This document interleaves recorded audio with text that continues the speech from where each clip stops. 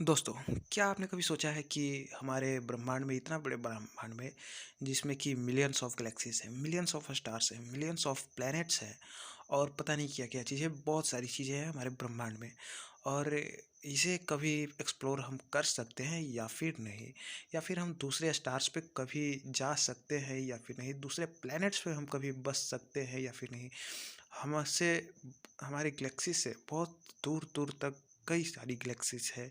हमारे स्टार से दूर बहुत सारे गैलेक्सीज़ है स्टार्स हैं। उनकी दूरी लगभग लाइट ईयर्स में नापी जाती है और आपके मन में कभी न कभी तो ये सवाल आया ही होगा कि क्या हम कभी अपने इस पूरे ब्रह्मांडों को, पूरे यूनिवर्स को एक्सप्लोर कर सकते हैं क्या?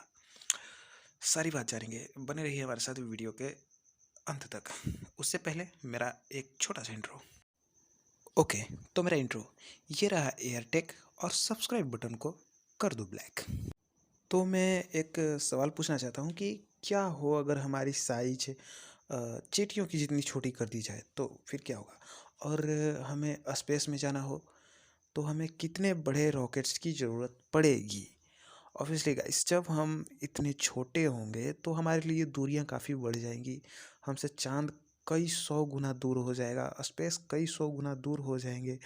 और जो हमें रॉकेट्स चाहिए, यानी कि अभी जितने बड़े रॉकेट्स हैं उतने ही बड़े रॉकेट्स हमें चाहिए भी, जो कि हम लगभग लगभग ना ही बना पाते। यानी कि हम, अगर हमारी साइज उतनी छोटी होती तो आज जो हम जितने बड़े रॉकेट्स यूज़ करते हैं उतनी बड़ी रॉकेट्स हम कभी बना ही नहीं सकते, अगर हमारी साइज चींटियों जितनी हो सकती है। और चूँकि उतने बड़े रॉकेट्स हम नहीं बना सकते, इसलिए हम स्पेस में जा भी नहीं सकते। और इसी बात को अब लेकर चलते हैं बड़े स्केल पर, यानी कि ब्रह्मांड के लेवल पर। सो गाइस, हमारा ब्रह्मांड जो है, हमारा जो यूनिवर्स है वो लगातार फैलता ही जा रहा है। यानी कि ये लाइट की स्पीड से भी कई गुना तेज़ी से फैलता जा रहा है। और हम और हमारा साइंस, जो कि अभी भी इतने एडवांस नहीं हो सके हैं कि एक प्लेनेट से किसी दूसरे सोलर सिस्टम के प्लैनेट्स तक जा सकें। और इसका बहुत बड़ा रीज़न है कि हमारे द्वारा बनाई गई ऐसी कोई सी भी चीज़ लाइट के स्पीड से तेज़ नहीं चल सकती। और यही कारण है कि जब तक लाइट के स्पीड से तेज़ कोई चीज़ नहीं चल सकती, हम किसी दूसरे सोलर सिस्टम में या फिर दूसरे स्टार्स तक नहीं पहुंचेंगे। क्योंकि हमारे स्टार से दूसरे स्टार तक की जो डिस्टेंस होती है वो लाइट ईयर्स में होती है। और अगर हम लाइट ईयर्स को अगर हमें लाइट ईयर्स जितनी दूरी अगर कवर करनी है हमें, तो ऑब्वियसली बात है कि हमें कोई ऐसा सैटेलाइट बनाना होगा जो कि लाइट से भी तेज़ जिनकी स्पीड हो और वो चल सके।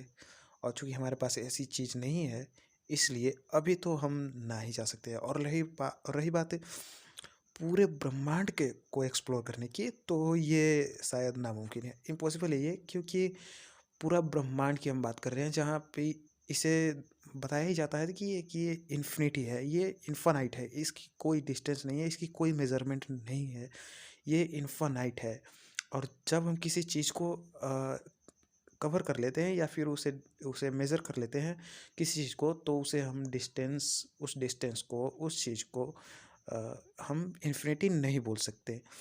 तो इन्फिनिटी का सीधा सा मतलब ही होता है कि जिसे हम कभी नाप नहीं सकते। तो ये सीधा सा और सिंपल सा बात है कि हम कभी भी अपने पूरे यूनिवर्स को तो कवर नहीं कर सकते, एक्सप्लोर नहीं कर सकते। और रही बात दूसरे प्लेनेट, तो हमें अभी बहुत एडवांस होना पड़ेगा, हमारे साइंस को बहुत एडवांस होना पड़ेगा और हमें ऐसे ऐसे चीज़ों को इन्वेंट करना होगा जो कि अभी इन्वेंट नहीं हुई है। यानी कि अगर हम किसी चीज़ को लाइट से तेज़ बनने के लिए, चलने के लिए बनाएं भी, तो ये नहीं हो सकता। क्यों? क्योंकि लाइट इसलिए लाइट की स्पीड से चल सकती है क्योंकि उसके पास कोई मास नहीं होता। यानी कि सिंपल सा लॉजिक है कि जिस चीज़ के पास अपना कोई मास नहीं होता है, वो चीज़ लाइट की स्पीड से चल सकती है। तो गाइस, ये रहा मेरा ओपिनियन। आप कमेंट करके बताओ कि इस फील्ड में, इस चीज़ में आपको क्या लगता है। और मिलेंगे एक और नई अगली वीडियो में।